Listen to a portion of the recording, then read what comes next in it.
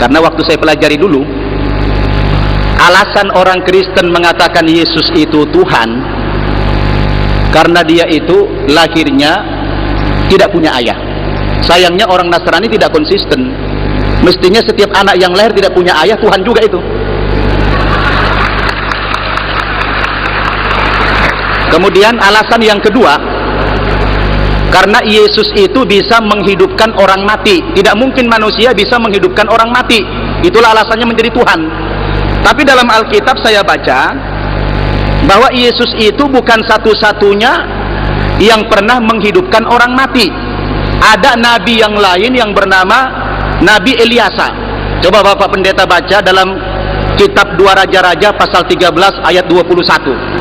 Ya Hadi ya Bashir ya Tabibi Nabiullah khairul khalqi jami'an lahu a'la manasibi wal marati salatullahi subhanallah. Bismillahirrahmanirrahim. Assalamualaikum warahmatullahi wabarakatuh. Kaum muslimin yang dirahmati Allah, semoga Allah senantiasa curahkan segala rahmat, segala nikmat yang berkepanjangan dan tiada berhujung dari dunia hingga akhirat insyaallah. Dan Allah pun kumpulkan kita para kaum muslimin di bawah naungan aras Allah beserta para nabi, beserta para orang-orang yang Allah kasihi, Allah sayangi, Allah cinta insyaallah, di bawah naungan aras Allah di mana tiada naungan selain daripada naungannya insyaallah. Amin amin Allahumma amin. Kaum muslimin, pada kesempatan malam hari ini ya, kembali saya akan mengunggah sebuah video yang mana video ini mengesahkan perdebatan 3 mualaf dan juga 3 seorang murtadin yang menjadi pendeta dan 3 mualaf yang menjadi seorang hamba Allah, ya, yakni Ustadz Yusuf dan juga Ustadz Samsul Arifin Baban dan juga ada Ustadz Moko Ginta ya. Beliau bertiga ini adalah seorang Kristen dahulunya ya, dan di pihak pembicara Kristen ada Bapak Pendeta Sabto ya. Terus ini yang anehnya itu ada Pendeta Muhammad ini ya, yang risih saya sebenarnya menyebutkannya, dan ada Pendeta Joshua ya, yang dimana pihak Kristen. Demikian kamu muslimin videonya. Saya mau bertanya, ini menyangkut tentang keimanan. Sebenarnya Bapak-bapak pendeta, ini prinsip ini, sejak kapan Yesus itu menjadi Tuhan dan apa alasan-alasannya dia diangkat menjadi Tuhan? Karena waktu saya pelajari dulu, alasan orang Kristen mengatakan Yesus itu Tuhan karena dia itu lahirnya tidak punya ayah. Sayangnya orang Nasrani tidak konsisten. Mestinya setiap anak yang lahir tidak punya ayah Tuhan juga itu. Kemudian alasan yang kedua, karena Yesus itu bisa menghidupkan orang mati. Tidak mungkin manusia bisa menghidupkan orang mati. Itulah alasannya menjadi Tuhan. Tapi dalam Alkitab saya baca bahwa Yesus itu bukan satu-satunya yang pernah menghidupkan orang mati. Ada nabi yang lain yang bernama Nabi Eliasa. Coba Bapak Pendeta baca dalam kitab 2 Raja-Raja pasal 13 ayat 21. Bahwa Nabi Eliasa itu juga pernah menghidupkan orang mati. Bahkan caranya lebih canggih dari Yesus. Kalau Yesus menghidupkan orang mati, Yesusnya masih hidup. Tapi Nabi Eliasa ini bisa menghidupkan orang mati, dianya sudah menjadi tulang. Tapi bukan tulang Medan Pak ya. Ada bedanya tulang Medan dengan tulang di Jakarta ini maksud saya. Jadi pertanyaannya, kalau cuma itu alasannya orang Nasrani mengatakan lalu Yesus dianggap sebagai Tuhan karena menghidupkan orang mati, orang Kristen itu keliru memahami makna mukjizat. Padahal mukjizat itu dalam bahasa Arab artinya alladzi kharijun minal adah, sesuatu yang keluar dari hukum adat, keluar dari hukum alam, keluar dari sunnatullah. Dan itu diberikan Allah kepada para nabi dan rasul yang bersangkutan sebagai bukti ketika diperlukan bahwa orang yang bersangkutan itu adalah rasul utusan Allah. Jadi tolong dijawab pertanyaan saya, sejak kapan dan apa alasannya dia menjadi Tuhan? Terima kasih. Terima kasih. Terima kasih untuk aplaus karena makin hari makin bagus. Saya ingin membacakan Yohanes pasal 1 ayat 1 dan 14. Kemudian Yohanes pasal 10 ayat 30. Pada mulanya adalah firman. Firman itu bersama-sama dengan Allah, dan firman itu adalah Allah. Ayat 14. Firman itu telah menjadi manusia dan diam di antara kita, dan kita telah melihat kemuliaannya, yaitu kemuliaan yang diberikan kepadanya sebagai anak tunggal Bapa penuh kasih karunia. Kemudian kita akan membaca di dalam Yohanes pasal 10 ayat yang ke-30.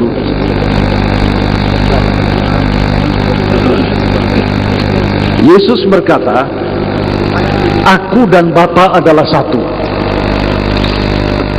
Jadi inilah iman Kristen. Kelahiran Yesus itu bukan pra-eksistensinya. Kelahiran saya dihitung mulai saya lahir.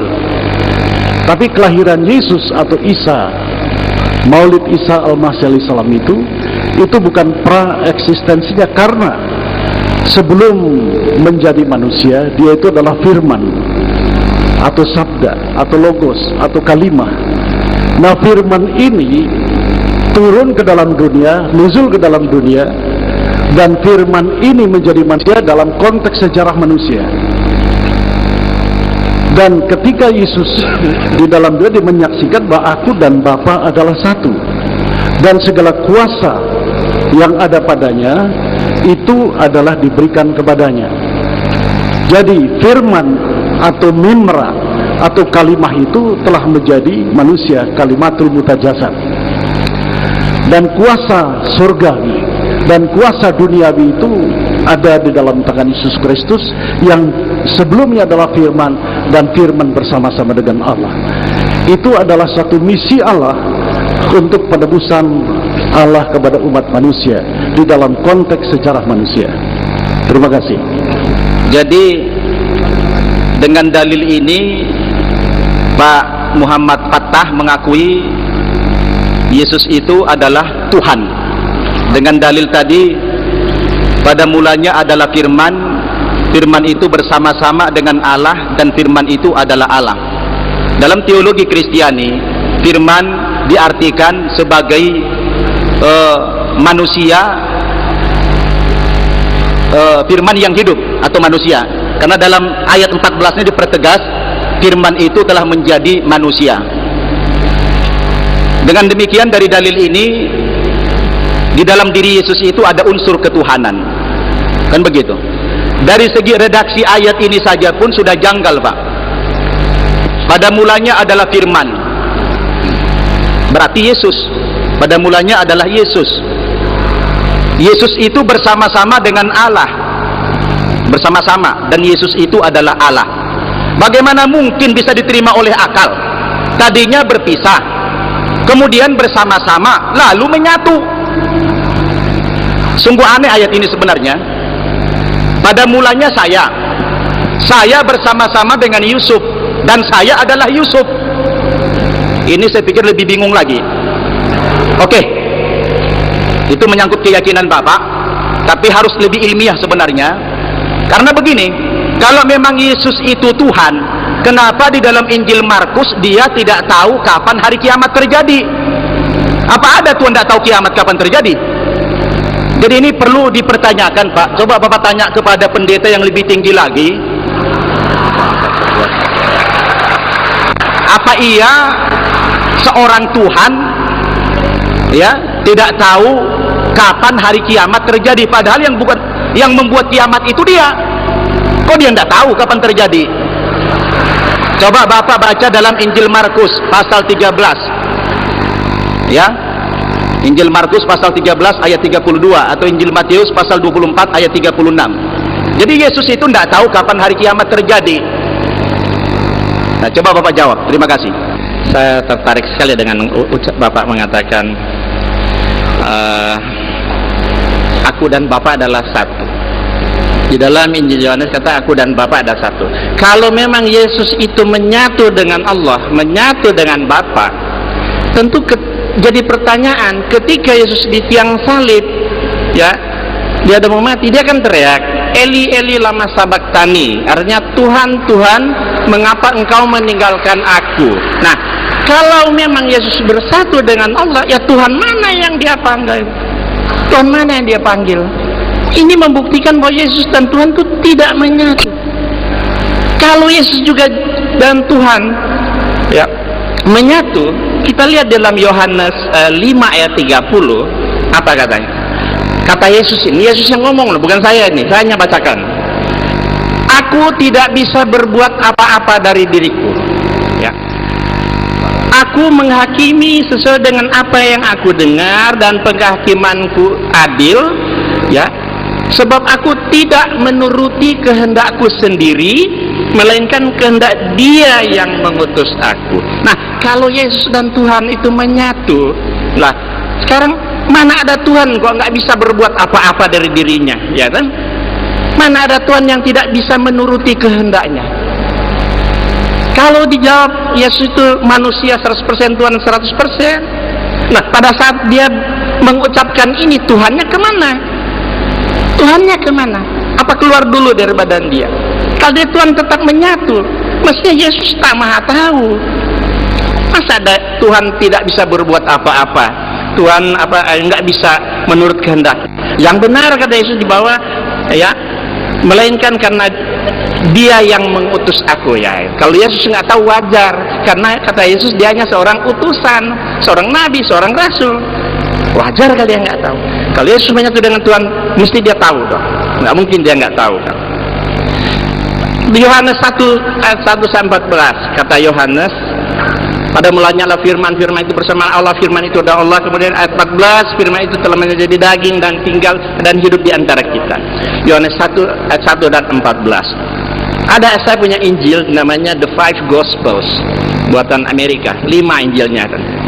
Injil itu diseminarkan ayat per ayat. Injil itu berwarna. Kalau dia ayatnya kalau merah, itu that's Yesus, itu ucapan Yesus. Kalau dia cetak pink, sure sound like Yesus. Ya, kira-kira suaranya mirip Yesus lah. Kalau dicetak gray, abu-abu, well maybe, ya barangkali. Itu kan berarti belum tentu benar. Kalau dia cetak hitam tebal, bold, hitam tebal, Yesus didn't say this, artinya Yesus tidak mengatakan itu. Saya lihat Injil Yohanes 1 ayat 1 sampai 14 tidak masuk di kategori 4, tidak masuk, nilainya tidak mempunyai nilai kebenaran sama sekali. Kalau dia masih cetak hitam bold, masih boleh lah. Kenapa? Karena ini bukan ucapan Yesus, ini hanya ucapan Yohanes. Sementara Yohanes seperti kita lihat ini Yohanes juga, dialah murid yang memberi kesaksian tentang semuanya ini. Murid itu yang beri kesaksian, bukan Allah, gitu.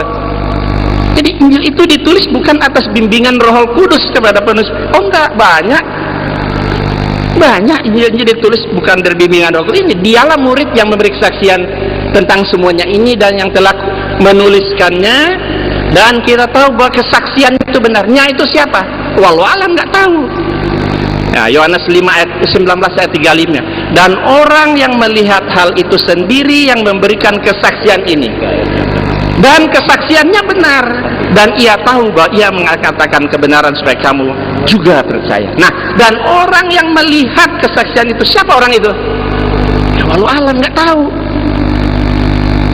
Ini kan berarti bukan Allah langsung berfirman atau dia menulis atas bimbingan Roh Kudus. Maka sangat lemah sekali mengatakan bahwa Yohanes 1 ayat 1 dan ayat 14 merupakan Allah yang menjelma menjadi manusia. Itu sangat lemah. Itu tidak mengandung kebenaran sama sekali, karena itu Yesus tidak pernah mengucapkan seperti itu di dalam Injil the Five Gospel tersebut, Pak. Ini banyak sekali, Pak. Ya, Alkitab yang bukti-bukti bahwa Alkitab itu tidak 100% firman Allah. Bahkan di dalam The Five Gospel itu dikatakan hanya 18% seluruh Injil itu ucapan Yesus. 18%. Demikianlah barangkali. Saudara yang sampai sore hari ini makin hangat, dan tidak apa-apa. Justru pertemuan ini membuat satu bisa ketemu lagi. Nah, amin ya. Saya akan membacakan satu ayat di dalam 2 Timotius pasal 3 ayat yang ke-16. 2 Timotius 3 ayat yang ke-16. Hanya permasalahannya di sini kan, ini kan surat Paulus kepada Timotius yang untuk seberapa jauh ini tidak welcome bagi saudara. Segala tulisan yang diilhamkan Allah memang bermanfaat untuk mengajar, untuk menyatakan kesalahan, untuk memperbaiki kelakuan, dan untuk mendidik orang dalam kebenaran. Dengan demikian, tiap-tiap manusia kepunyaan Allah diperlengkapi untuk setiap perbuatan baik.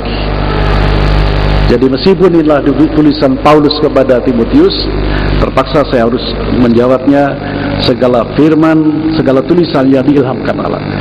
Yang kedua, ketika Yesus di kayu salib, saudara mengatakan mengapa dia tidak bisa menolong dirinya sendiri kalau dia Tuhan. Dalam kapasitas ini, saya ingin membacakan satu ayat lagi dalam Filipi pasal 2. Filipi pasal 2,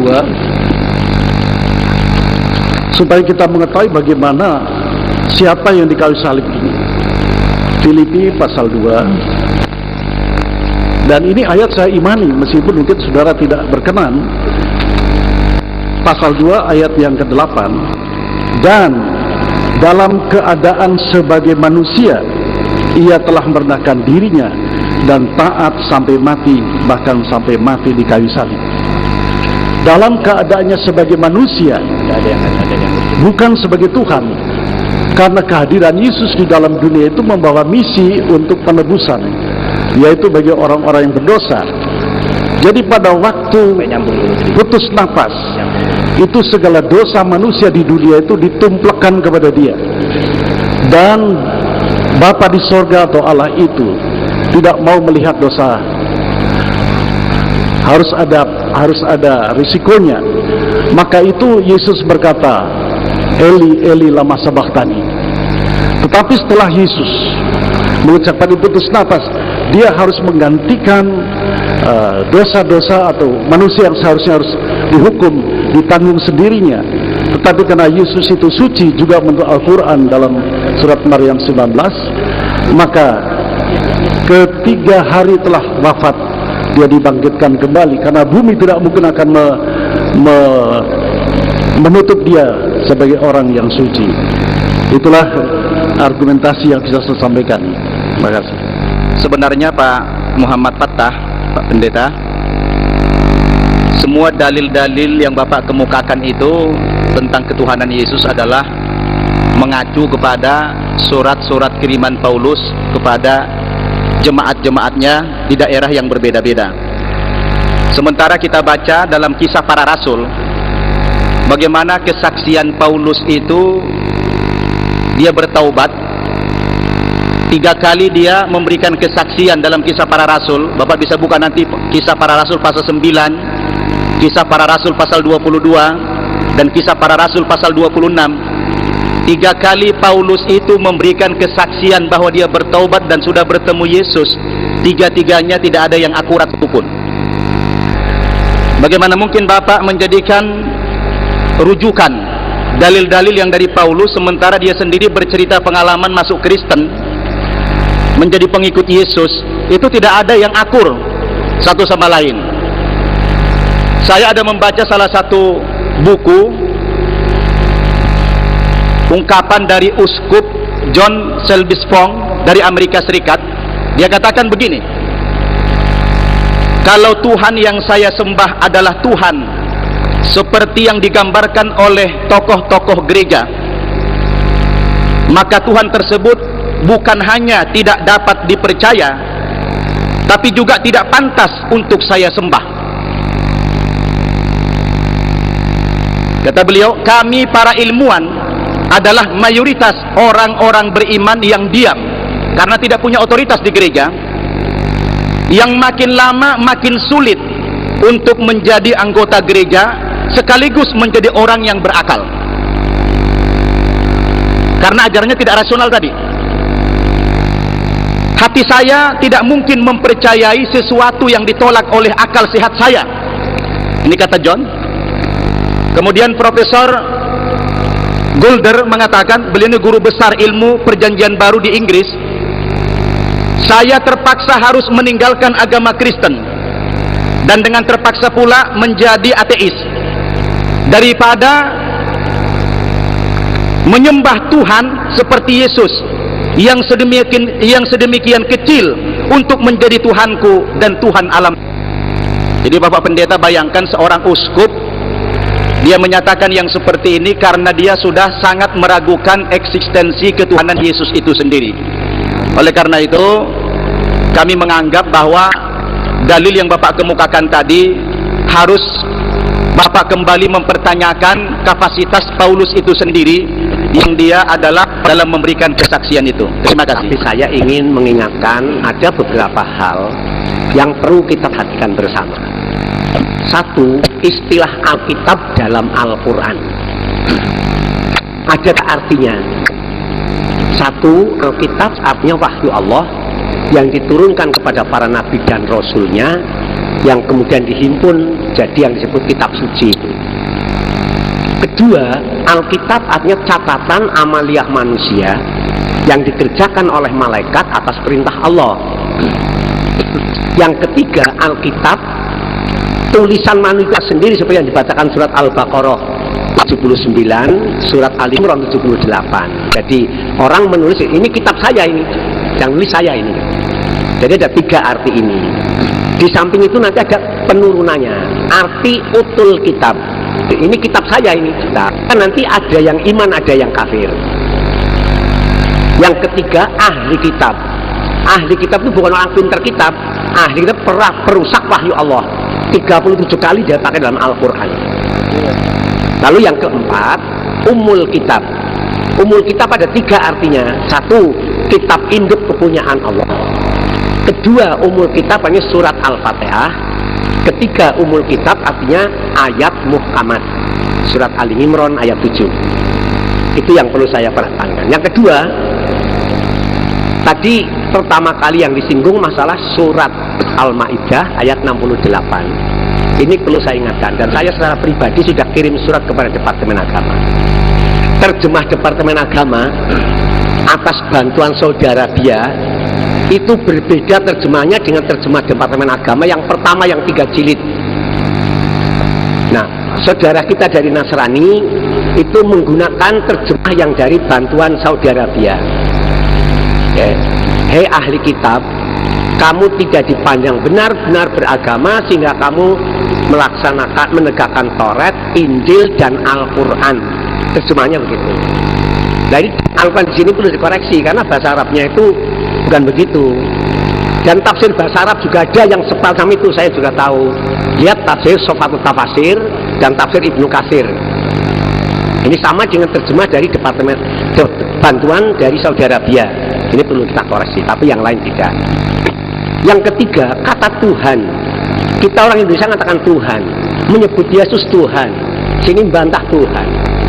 Dalam Injil, tafsir Injil dalam bahasa Yunani yang diterjemah oleh Gereja Katolik dari ND tahun 65, sebenarnya kata Tuhan bagi Yesus itu tidak tepat katanya, karena Kyrios bahasa Yunani artinya Tuhan, Lord, bukan God. Tapi kata mereka di sana, kami segan untuk mengganti sebutan Tuhan bagi Yesus karena sudah terlanjur umum dipakai. Kalau tidak keliru, kalau saya tidak khilaf, baca Injil ya, tafsir bahasa Yunani halaman 527 kalau tidak keliru. Insya Allah itu yang perlu saya katakan. Lalu tadi masalah terjemah Nisa turun ya, nazala Isa fikum, bukan alaikum. Hati-hati bahasa Arabnya ya. Fikum itu bukan Nabi Isa yang telah mati sekarang akan datang, bukan itu. Contohnya lihat Al-Quran surat Al-Baqarah 151. Rasulan fikum di sana juga. Hubungan dengan Nabi. Lalu yang kedua, yang berikutnya, kata-kata Maryam disebut Ukhti Harun. Harun kan zamannya Musa. Memang dalam bahasa Arab kata ukti, ahun itu bisa dipakai kepada semua orang. Lihat contoh surat Haji ayat 78, Ibrahim abikum, Ibrahim bapamu. Itu. Padahal kita kan tidak tahu mana Ibrahim itu ya. Ayah saya namanya Pak Sutoyudo, saya namanya Solihan Mahdum Cahyana, lain itu ya. Jadi ini penggunaan bahasa Arab, tolong hati-hati ya. Demikian tadi kaum muslimin ya, yang dimana di debat sesi akhir ini Kristen betul-betul babak belur ya, tidak dapat berbuat apa-apa selain daripada malah curhat gitu ya. Tidak boleh bawa surat Paulus dan segala macam, padahal surat-surat Paulus itu adalah bagian dari kitab mereka ya. Dan dikata menyelidiki kitab suci itu adalah orang fasik ya. Karena memang ada ayat itu, ayat sisipan yang dimana ayat bikinan bikinan tangan manusia, rekayasa tangan manusia, otak manusia, maka tidak kalau diselidiki ya rancau, makanya diberitahu tidak boleh diselidiki kan begitu ya. Kalau diselidiki nanti ketahuan bohongnya, nanti ketahuan dustanya kan begitu. Jadi ada ayat yang melarang untuk menyelidiki kitab suci kan gitu. Jadi itulah kitabnya orang Kristen memang rancu kan itu. Oke, demikian saja kaum muslimin yang dapat saya sampaikan. Saya Rifki Desani. Wassalamualaikum warahmatullahi wabarakatuh. Ya Hadi